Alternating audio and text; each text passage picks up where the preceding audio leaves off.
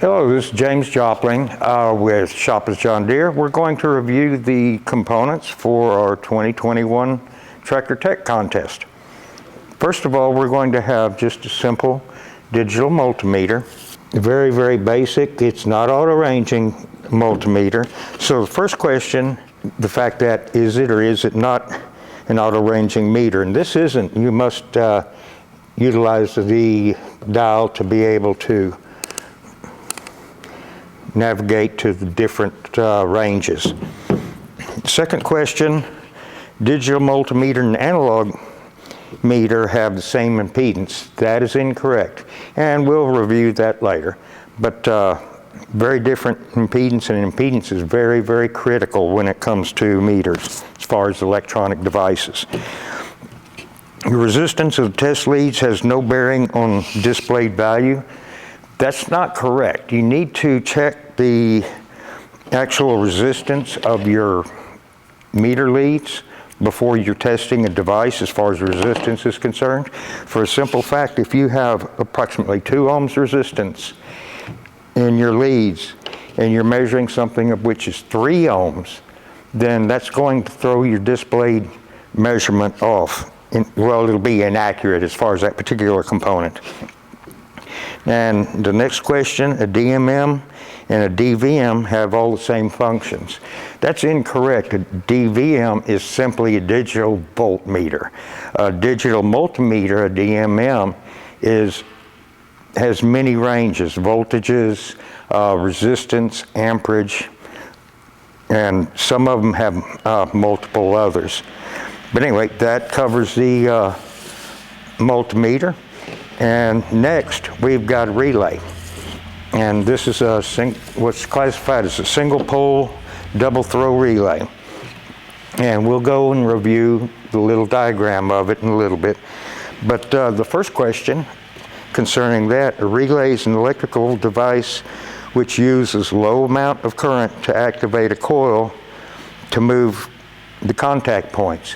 That's correct. You're going to utilize a lower amount of current, a very low amount of current compared to what you're going to be transferring through the contact points. Next question, when the coil is activated, higher current will be transferred through both contacts 87 and 87A.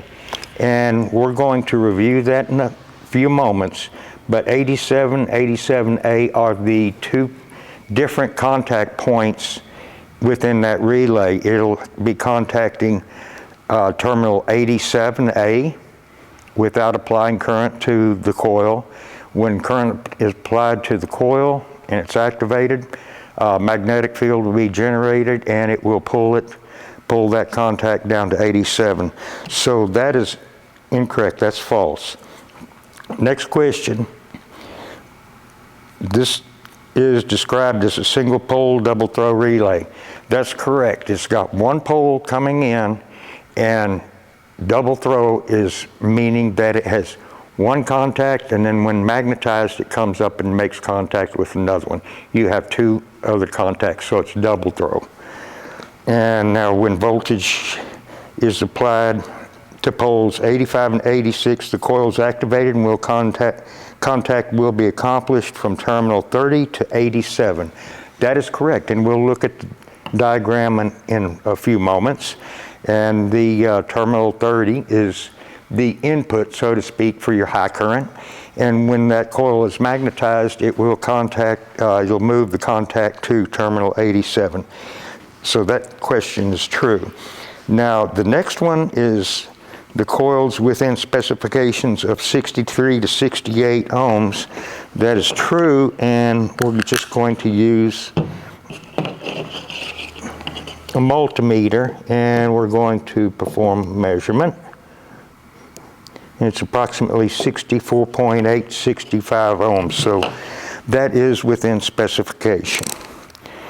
The next component is the engine speed sensor. Now this sensor is used in many applications in many, many different industries. John Deere uses it, Case IH, CAT, just all different corporations. But anyway, the question being, If a tone wheel sensor clearance is 800 thousandths, which is 0.800, speed indicated will actually be higher. That's incorrect. So the specifications on tone wheel clearance is 50 thousandths, which is 0.50 to 87.5 thousandths, 0.0875.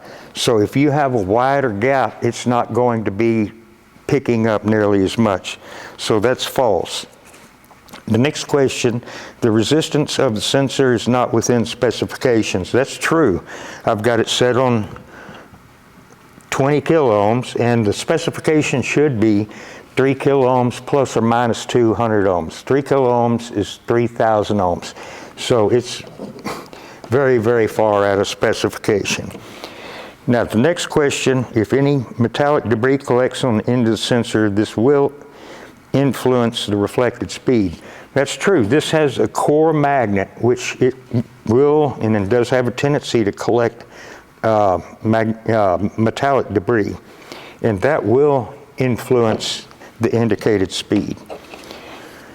The next question, if the internal coil resistance is out of range, the sensor will still indicate proper speed.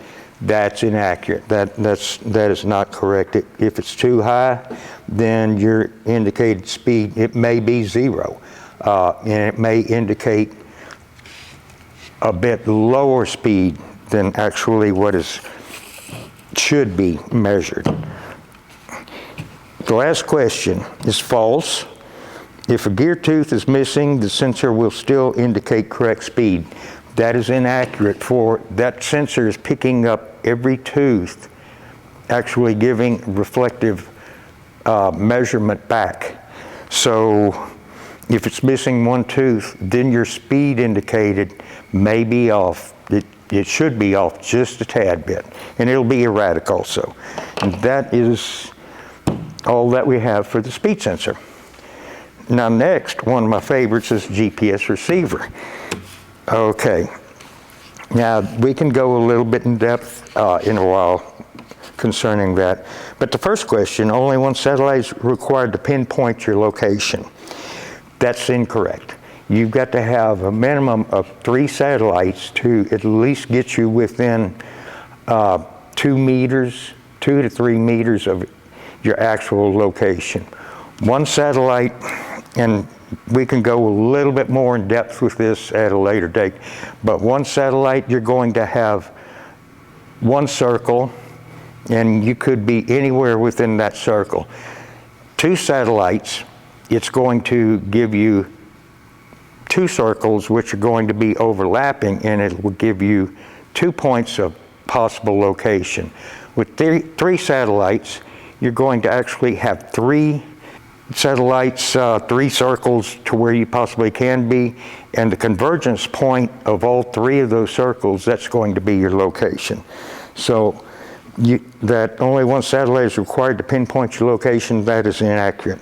Okay, the second question is true. GPS is an acronym for U.S. Global Positioning System. That's true. Now the next one, the derived location of a GPS receiver from the transmitting satellites is trilateration, not triangulation. That is true. It's actually a time-based calculation. The satellites are nothing more than transmitters that use atomic clocks, and we can get into a lot of detail, but anyway, it's most people think it's triangulation. However, it's actually trilateration. Okay, next question. Trilateral chord calculations are only utilized with automobiles. That's inaccurate. Trilateration is with all satellites, whether it is they're geostationary, if they are US GPS, if they're GLONASS, which is the Russian satellite constellation. Every GPS receiver must use at least 3 satellites for your calculations in your location to be isolated. Now, the last question is false. All satellites are geostationary.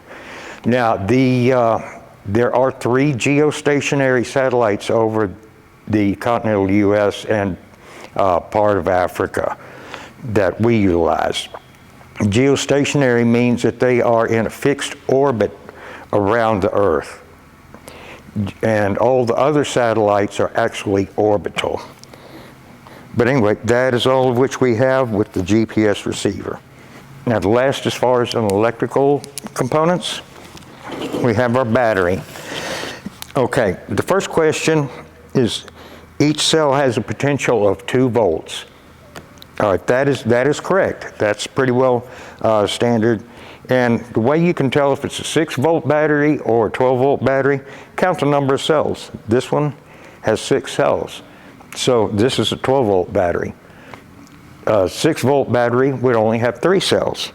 Okay, the next question, being false, if the starter requires 950 amps and the machine electrical system requires an additional 100 amps, this single battery should be sufficient for starting. That's false, because this is reserve capacity is 925 amps, so we are way under what's going to be required. The next question is, CCA is an acronym for cold cranking amps. That is correct. The next question, the concentration of sulfuric acid, H2SO4, within each cell is important. That is true. You know, you have to have the correct concentration.